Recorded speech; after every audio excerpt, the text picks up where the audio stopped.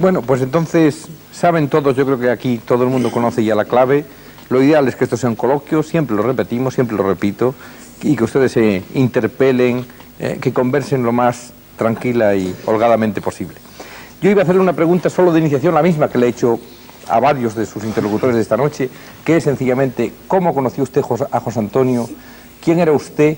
¿O quién era usted, digamos, mentalmente? Porque la gente sí sabe quién es usted. ¿Quién era usted en el año 36? En el año 33, digamos, y en el año 36. Yo a José Antonio lo conocí en el año 20. Empecé con él en la universidad un diálogo que solo la muerte pudo cortar, porque mantuve una relación constante a través de todos los años, desde entonces hasta la última vez que le vi en la prisión de Alicante.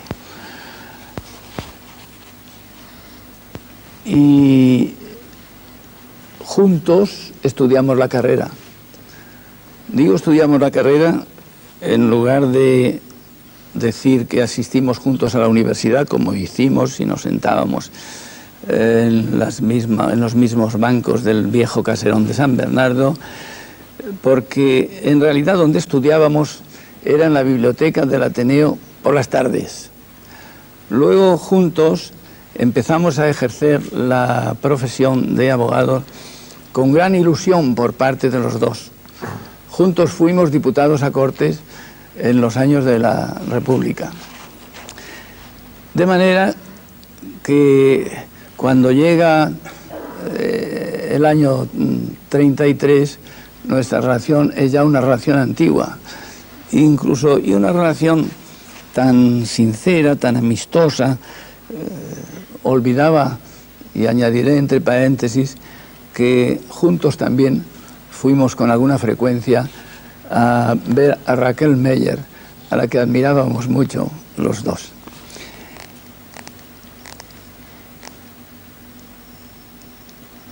Y nada más. ¿Y en el año 33?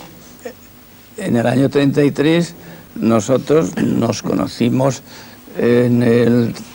nos conocíamos en el año 20, como digo, estuvimos juntos en las Cortes del 33, cuando él se presentó como candidato por Madrid y yo por Zaragoza. Y después hemos mantenido, y antes, incluso cuando hemos estado separados, yo en Tarragona, él en vacaciones, él en Madrid.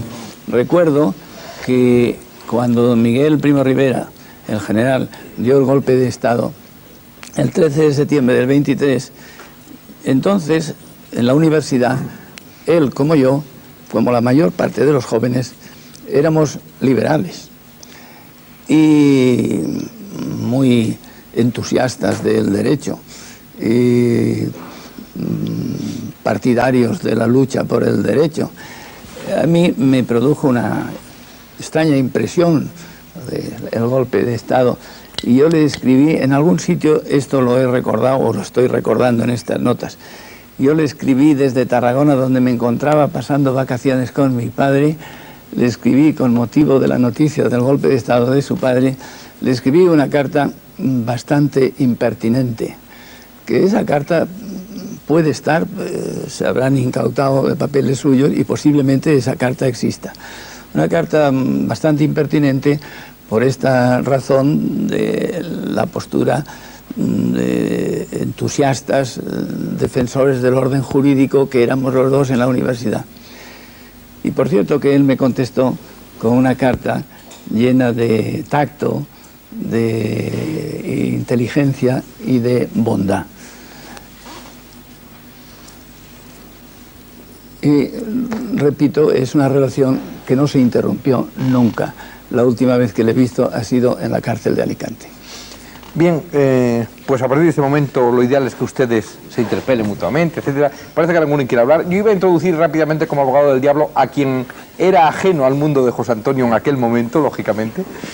que era Gibson, si quiere plantear algo, de modo que Gibson, me parece que Aranguren también quiere hablar, pues adelante, y todos ustedes pueden ir ya tranquilamente interpelando. Y yo quisiera volver un momento a la película que hemos visto, a la entrevista, por una cosa que dijo el señor Sáenz de Heredia, de que la muerte de José Antonio, a su juicio, había sido ordenada por los rusos. Quiero decir que esto me parece un acerto estrafalario. No creo que hay la menor prueba de esto. Y quisiera también referirme a unas palabras del señor Prat en relación con Largo Caballero. Largo Caballero publicó un libro de recuerdos, Mis Recuerdos se llama, y creo que es un libro poco conocido de los lectores españoles. Es un libro que se publicó en México en el año 76, donde Largo habla de la ejecución de José Antonio, y creo, si me gustaría leer, es un parrafito bastante corto, pero creo que vale la pena leerlo, porque yo creo que Largo Caballero, digan lo que digan sus enemigos políticos, nadie ha puesto en tela de juicio su honradez como hombre. Habrá cometido muchos errores, y yo tampoco soy largo caballista, pero reconozco que fue un hombre a su modo honrado. Y esto es lo que dice de la ejecución de José Antonio. Dice: el fusilamiento de Primo de Rivera fue motivo de profundo disgusto para mí, y creo que para todos los ministros del gabinete. Como en todos los casos de condena a muerte por los consejos de guerra, y Primo de Rivera fue sometido y juzgado por uno de estos consejos, la sentencia pasó al Consejo Supremo. Este la confirmó, y cumplido este trámite, debería pasar al Consejo de Ministros para ser o no aprobada, costumbre establecido por mi gobierno. Estábamos en sesión con el expediente sobre la mesa cuando se recibió un telegrama comunicando haber sido fusilado Primo de Rivera en Alicante.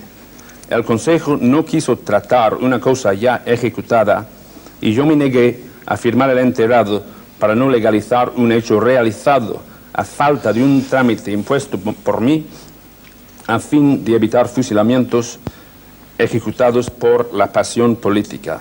En Alicante sospechaban que el Consejo le conmutaría la pena. ¿Acaso hubiera sido así? Pero no hubo lugar. Yo quiero intervenir sobre ese punto precisamente, que tengo un testimonio directo. No es cosa de explicar todas mis peripecias en la guerra, pero sí quiero decir que estando yo en la cárcel de Valencia, en el mes de septiembre de 1937, por otras razones que no son tampoco del caso, Indalecio Prieto, entonces ministro de Defensa, me mandó un emisario, el señor Baza, dueño del restaurante Las Columnas de Bilbao, para preguntarme si yo tenía inconveniente de tener una entrevista con él. Le contesté que yo era entonces un mueble, que podían disponer de mí. Y efectivamente, a los pocos días vino el señor Baza, en el coche del ministro de Defensa, con el banderín del ministro de Defensa, y me llevó a Bétera, pueblo al lado de Valencia, donde Indalecio Prieto vivía, en el hotel de los hermanos Noguera del Banco de Valencia, que habían sido propietarios del Banco de Valencia. Me recibió en la escalinata de la entrada del hotel, me hizo pasar, merendamos juntos y después pasamos a su despacho. Me empezó a hablar de muchas cosas y, claro, naturalmente lo primero que salió fue el fusilamiento de José Antonio Primo de Rivera. Y me dijo, no voy a explicar toda la conversación, pero sobre el punto concreto este, y me dijo: a José Antonio Primo de Rivera el autor es un calificativo que, por respeto a su memoria y que está muerto, no quiero aplicar, Largo Caballero. Eso me lo dijo a mí directamente Prieto, en septiembre del año 1937, con un calificativo, repito, que por respeto a la memoria de Largo Caballero no empleo. Pues por alusiones Gibson, y por supuesto Prat, que había pedido la palabra, no faltaría más. Yo soy Aranguren dejamos para después. Soy testigo de mayor excepción, porque fui asesor jurídico del Ministerio de la Guerra hasta que hasta unos pocos días después que Largo Caballero formó gobierno.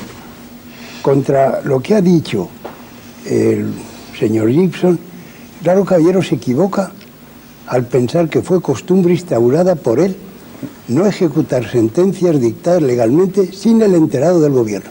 Eso lo disponía el Código de Justicia Militar y se cumplió rigurosamente.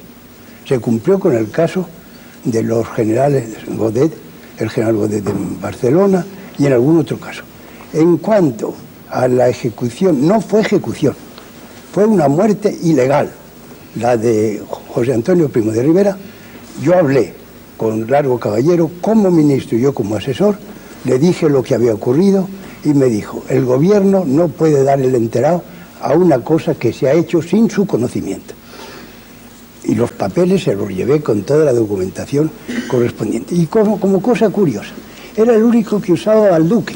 No sé si ustedes recuerdan lo que era el balduque. Eran unas cintitas con los colores nacionales con que se ataban los papeles. Y yo cuidaba, para que no se perdiera ningún papel, conservar esa vieja costumbre. En aquellos momentos era curioso el ver que aún se cumplían esos trámites formales. Yo no creo que Largo Caballero tuviera ni culpa ninguna de la muerte, que no ejecución, de José Antonio Primo de Rivera. No dudo lo que ha dicho Fernández Cuesta. No lo dudo, por supuesto, pero sí puede estar equivocado, pudo estar equivocado Prieto. Y lo que yo no sé es, naturalmente, quiénes hicieron aquello. Fueron gente incontrolada. Se sabe que no fueron los guardias de asalto. Y desdichadamente no fue en el único sitio donde ocurrió eso. Efectivamente, lo que dice el señor Prat, pero también es cierto que existe la documentación del informe del asesor jurídico de la presidencia, un señor Emilio Valdecobres, en el cual, esto consta en toda la documentación sobre la ejecución de José Antonio, que hace un análisis de la sentencia desde el punto de vista del Código de Justicia Militar y razona diciendo que no, a su juicio, procede la ejecución de la sentencia. Y que entonces el gobierno pues puso el enterado, que era el trámite necesario para la ejecución. Eso está documentalmente. Es cierto también que no le ejecutó el pelotón oficial que mandaban al mando del teniente Vázquez. Lo ejecutó un pelotón incontrolado entre anarquistas o de la FAI. Pero oficialmente también, porque llevaban la orden del gobierno civil de Alicante, el pelotón de ejecución, que no lo ejecutó, repito, estaba mandando por el teniente Vázquez. Si me permite, la documentación oficial, la vía, era la del Ministerio de la Guerra, porque se aplicaba el Código de Justicia Militar, se consideraba rebelión militar. Y desde luego el expediente pasó por mis manos. Yo tampoco. Y yo no puedo recordar los informes que había. Lo que sí recuerdo rigurosamente es que Caballero me dijo, no se puede dar el enterado en una cosa que se ha hecho arbitrariamente y sin conocimiento del gobierno. Bueno, como es natural, yo no dudo de su palabra tampoco, pero esto no es una cosa que a mí se me ha ocurrido, es una cosa que está publicada en todos los libros que se ocupan de la muerte de José Antonio, todo el informe íntegro del asesor señor Emilio Valdecabres, que da su informe bastante largo y muy analítico, en donde examina todos los argumentos en pro y en contra y termina proponiendo la ejecución. Y luego viene después el enterado del gobierno. Yo materialmente no sé si lo firmó Largo Caballero y he invocado, como antes he dicho, el testimonio de Prieto directamente a mí. Y además este abogado que usted cita, ¿qué cargo tenía? ¿Asesor de la presidencia? Asesor de la presidencia del gobierno, según el informe de los libros que yo he visto. Y ya le digo, este es un informe larguísimo y muy prolijo. No se nombró asesor de la presidencia más que el abogado del Estado que estaba allí. Y la presidencia como tal, presidencia no intervino. Emilio Valdecobres, está en los libros que yo he leído y que lo ha leído todo el mundo. El expediente pasó por mis manos y desde luego no había ningún informe que, claro, yo no puedo recordar los informes que había, pero sí era el trámite legal del enterado del gobierno.